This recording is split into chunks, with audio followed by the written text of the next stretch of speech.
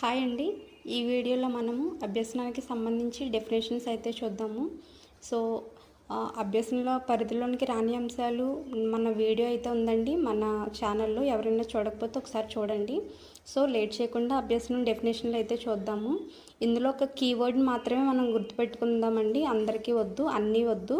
మనకి ఏదైతే గుర్తుంటుందో దాన్ని బట్టి మనము గుర్తుపెట్టుకుందాము. సో ఫస్ట్ చూడండి, జబ్బు, అలసట, మత్తు పదార్థాలు ఇవన్నీ హానికరము. సో హెర్జన్ హానికరం అని గుర్తుపెట్టుకోండి. మనం గుర్తుపెట్టుకోవాలన్న అవసరం లేదు, ఎందుకంటే మత్తు పదార్థాలు అలాగే జబ్బు, అలసట అనేది అది ఎప్పటికైనా హాని అని మనకు తెలుసు. అలాగే కాకి తెలుసు కదండి, క్రో అండ్ క్రో. ఇది చూడండి, క్రో అంటే కాకి కదండి.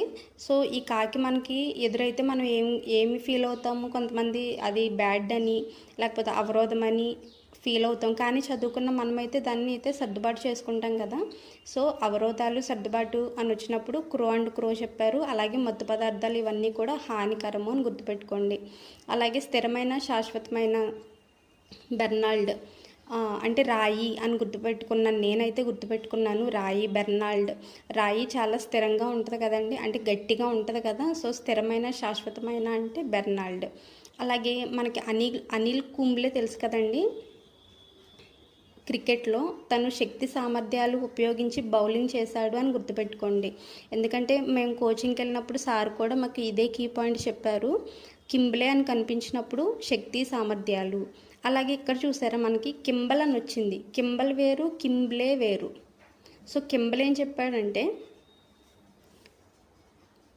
పునర్బలన, ఆచరణ, ప్రతిఫలము, సాపేక్ష, శాశ్వతమైన మార్పు అని చెప్పాడు. ఇక్కడ మనం ఏం గుర్తుపెట్టుకోవాలంటే ప్రతిఫలం గుర్తుపెట్టుకోవాలి. మనకి ప్రతిఫలం అంటే ఈ ప్రతిఫలం వల్ల మనం బలం పొందుతాము అని గుర్తుపెట్టుకోండి. ప్రతిఫలము బలము, ప్రతిఫలము బలము. అలాగే పునర్బలన, ఆచరణ, ప్రవర్తన తీరులో లేకపోతే ప్రవర్తన రీతిలో ఏర్పడే శాశ్వతమైన మార్పు. మనం ఫర్ ఎగ్జాంపుల్ చూడండి, మంచి డ్రెస్ వేసుకున్నాం అనుకోండి, మన ప్రవర్తన కొంచెం చేంజ్ అవుతుంది కదా. అంటే మనం కొంచెం హ్యాపీగా ఫీల్ అవ్వడము ఇలా చేస్తాం కదా. సో ప్రవర్తన రీతిలో ఏర్పడి శాశ్వతమైన మార్పు అని అంటే డ్రెస్ వేసుకున్నాను, నేను కొత్త డ్రెస్ వేసుకున్నాను అని గుర్తుపెట్టుకోండి. సో అంతర్గత మార్పులు అని ఉంటుంది. సో మీరు అబ్జర్వ్ చేస్తే నేను ఒక్కొక్క కీ పాయింట్ అది ఎందులోనూ రిపీట్ అవ్వదండి, అసలు అయ్యే ఛాన్సే లేదు. అలాంటి కీవర్డ్స్ అయితే తీసుకున్నాను. సో అంతర్గత మార్పులు అని అంటే కనుక హిల్ గార్డ్. సో ఇందులో మనం తీసుకోవాల్సింది ఏంటంటే హిల్ అంటే ఏంటి, కొంచెం లోపలికంటా ఉంటాయి కదా హిల్స్. సో అంటే అంతర్గతంగా, లోపల, హిల్ గార్డ్ అని గుర్తుపెట్టుకోండి. అలాగే నూతన ప్రవర్తన, పాత ప్రవర్తన. ఈ నూతన ప్రవర్తన